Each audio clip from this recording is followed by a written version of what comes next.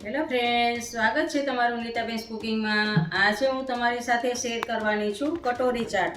આ ચાટ ખૂબ જ સરસ બને છે, તો ફ્રેન્ડ્સ વિડીયોને સ્કીપ કર્યા વગર પૂરેપૂરો જોજો। પરંતુ ચાટ બનાવતા પહેલાં ફ્રેન્ડ્સ તમને મારી એક રિક્વેસ્ટ છે, જો તમને મારી રેસીપી સારી લાગતી હોય તો વિડીયોને લાઈક અને શેર કરજો, અને આવી જ નવી નવી રેસીપીના નોટિફિકેશન માટે તમે મારી ચેનલને સબસ્ક્રાઈબ કરજો। તો ચાલો કટોરી ચાટ બનાવીએ। સૌથી પહેલાં પા કપ મેંદો લીધો છે। આ પા કપ મેંદામાંથી આપણે 2 કટોરી બનાવશું। તો પા કપ મેંદાને આપણે એક વાસણમાં આપણે એડ કરીએ, અને એમાં સ્વાદ પ્રમાણે તમારે નિમક એડ કરવાનું છે। તો થોડુંક નિમક એડ કરશું, અને થોડુંક આખું જીરું છે એ એડ કરશું। થોડુંક આખું જીરું એડ કરવાનું છે, અને હવે મોણ માટે એમાં અડધી ચમચી જેટલું આપણે તેલ એડ કરશું, અને મોણને સારી રીતે મિક્સ કરી દેશું લોટમાં।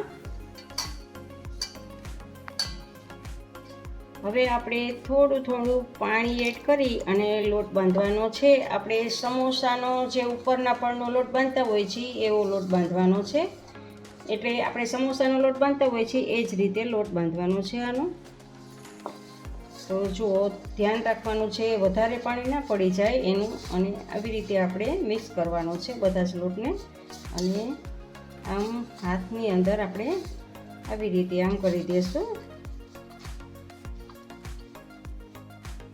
તો આપણો સારી રીતે સરસથી લોટ બંધાઈ ગયો છે। હવે આમાંથી એક સરખા 2 લુવા બનાવવાના છે। આપણે 2 કટોરી બનાવશું એટલે 2 એક સરખા લુવા બનાવશું, અને હાથથી સરસ એકદમ સરસ ગોળ આપણે એને આકાર આપી દઈશું। આટલું વેલણ લઈ અને આપણે એને વણવાનું છે। જો વેલણાને પાટલાને ચોટે તો તમારે થોડુંક અટામણ લેવાનું છે, અને ના ચોટે તો અટામણ લેવાની કાંઈ જરૂર નથી, આમનેમ જ વણવાનું છે।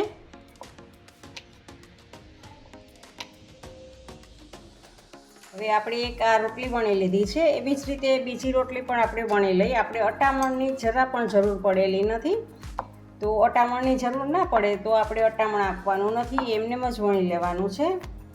આપણે બંને બની ગઈ છે, તો આવી રીતે એક આ કટોરીને ઊંધી રાખવાની છે, અને એની માથે આવી રીતે આમ આપણે રાખશું, અને આમ પ્રેસ કરી દેશું। જો આવી રીતે આપણે આમ પ્રેસ કરી દેશું, જેથી કટોરીનો આકાર આવી જાય।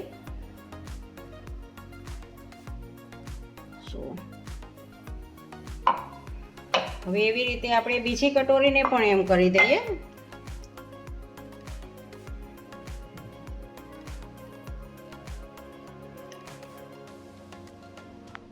હવે ચપ્પુની મદદથી આમાં આંકા પાડીએ, જેથી કરીને ફૂલે નહીં, એટલા માટે આપણે આને આંકા પાડશું સાઈડમાં બધે જ।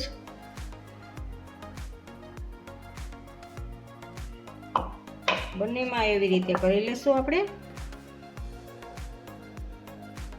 હવે આપણે કટોરી બનાવવા માટે ગેસ ઉપર એક વાસણમાં તેલ લીધું છે, અને વાસણ તમારું નાનું હોવું જરૂરી છે, જેથી કરીને તેલનો ભરાવો વધારે દેખાય અને તમારી કટોરી અંદર ડૂબી જાય। તો જુઓ, તેલ ગરમ કરવા આપણે રાખી દીધું છે। જો તેલ ગરમ થઈ ગયું છે, તો એક કટોરીને એમાં આપણે ડુબાડી દેશું, અને નીચે હલકી એવી આપણે આમ ઊંચી કરશું।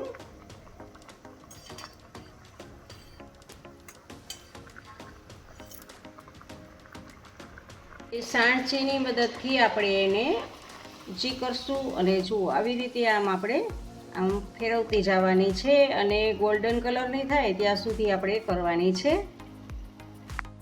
તો જુઓ, આપણી કટોરીનો કલર ચેન્જ થઈ ગયો છે, ગોલ્ડન બ્રાઉન કલરની કટોરી થઈ ગઈ છે। તો આવી રીતે સાણચીની મદદથી નિતારી અને કાઢી લેવાની છે આપણે।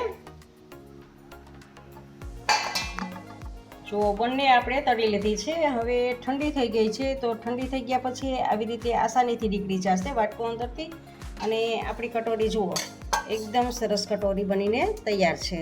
તો આવી રીતે આપણે બંને કટોરી બનાવી લીધી છે। આપણી કટોરી ઠંડી થાય છે ત્યાં સુધી એમાં ભરવા માટેની આપણે ચાટ બનાવી લઈએ। હવે ચાટ બનાવવા માટે એક મીડિયમ સાઇઝનું બટેટું બાફી અને નાના નાના કટ કરી લીધા છે। તો મીડિયમ સાઇઝનું બટેટું છે, અને એક મીડિયમ સાઇઝનું ટમેટું છે, અડધાથી ઓછું એટલું કેપ્સિકમ છે, અને એક નાની ડુંગળી છે, થોડાક પાપડી ગાંઠિયા છે, એને આવી રીતે હાથથી પ્રેસ કરી અને એને પણ આવી રીતે આમાં નાખશું. અને આલુ સેવ છે, આલુ સેવની જગ્યાએ તમે સાદી ચણાના લોટની સેવ છે એનો પણ ઉપયોગ કરી શકો છો. આપણે અડધું પેકેટ નાખી દઈશું આમાં. થોડાક મગફળીના બી છે, આની જગ્યાએ તમે ખારી શેંગનો પણ ઉપયોગ કરી શકો છો. હવે થોડોક આપણે ચાટ મસાલો એમાં એડ કરશું, જેથી ચટપટો સ્વાદ આવે. એકદમ ચાટ છે એટલે ચાટ મસાલો તો એમાં આપણે જોઈએ જ. અને ચાટ મસાલો છે એટલે જોઈતા પ્રમાણમાં એમાં નિમક એડ કરવાનું છે. થોડુંક નિમક એડ કરશું અને અડધી ચમચી જેટલો આપણે લીંબુનો રસ એડ કરશું. લીલા મરચાંની ચટણી છે, ગ્રીન ચટણી છે, એ 1 ચમચી આપણે ગ્રીન ચટણી તીખાશ માટે આપણે એમાં એડ કરશું. ને થોડીક આપણે ચીલી ફ્લેક્સ પણ એડ કરશું આમાં. હવે આ બધું જ આપણે સારી રીતે મિક્સ કરી દેવાનું છે. તો જુઓ, આ બધું આપણે આમાં ચમચાની મદદથી મિક્સ કરી દઈશું.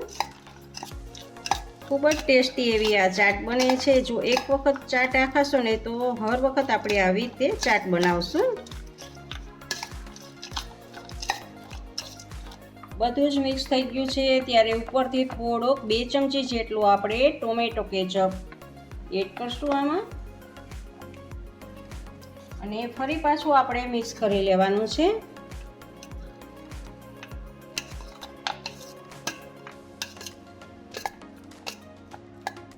હવે આપણે આ બનાવેલી કટોરી છે એમાં આપણે આ ચાટ બનાવી છે એ ભરશું એમાં.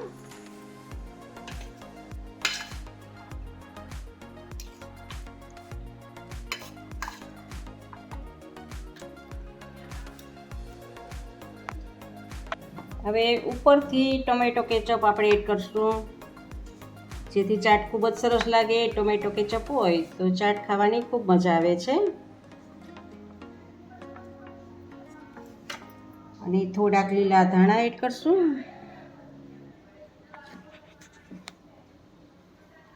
દહીં એડ કરશું. દહીં તો ખૂબ જ સરસ લાગે છે આમાં.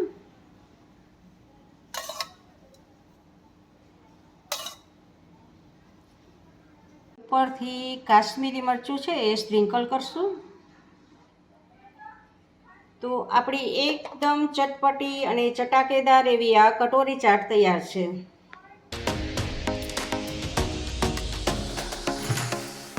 ફ્રેન્ડ્સ, તમને મારી આ કટોરી ચાટની રેસીપી કેવી લાગી તે કમેન્ટ કરજો. અને જો ગમી હોય તો વિડીયોને લાઈક કરીને તમારા ફેમિલી મેમ્બર્સ અને ગ્રુપમાં શેર કરજો. અને મારી ચેનલને સબસ્ક્રાઈબ કરવાનું ના ભૂલશો. આવજો, બાય. ફરી મળીએ એક નવી રેસીપી સાથે.